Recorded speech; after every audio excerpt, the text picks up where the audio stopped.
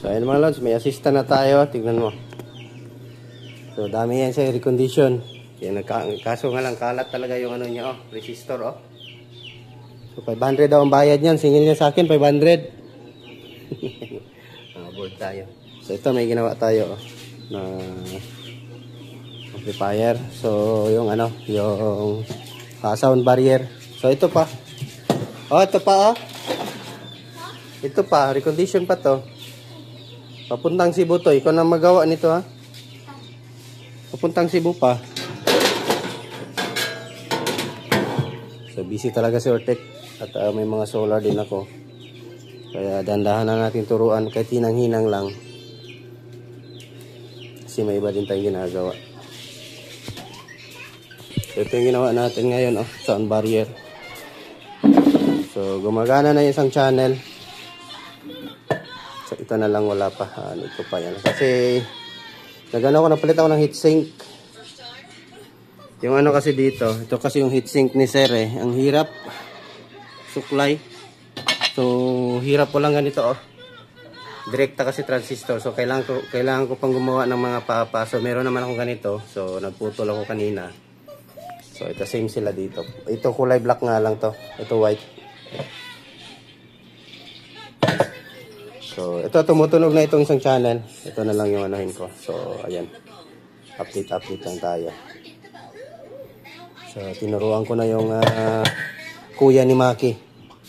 Siya din yung nagtanggal ng mga parts. Tapos, ako na lang yung mag-testing doon. So, tuturuan ko din siya kung paano mag-bias yung ginawa niya.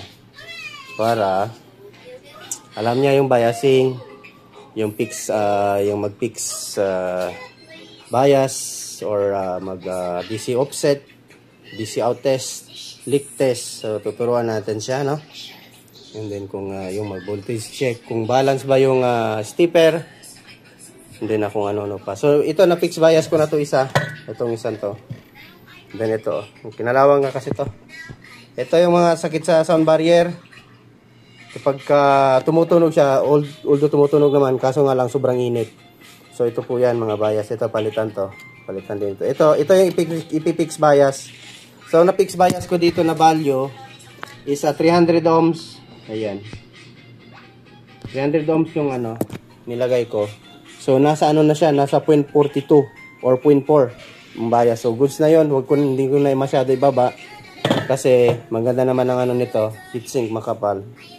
Para sipa talaga. At saka malinaw yung tunog. So kaya na yan. Okay, although pwede pa naman ibaba sa 0.3.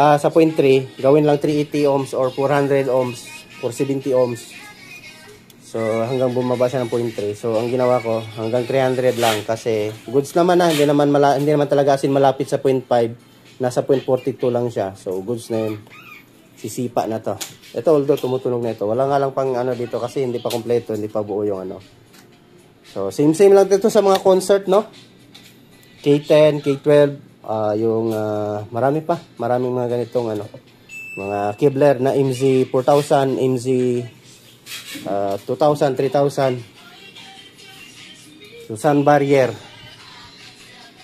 So made in US to.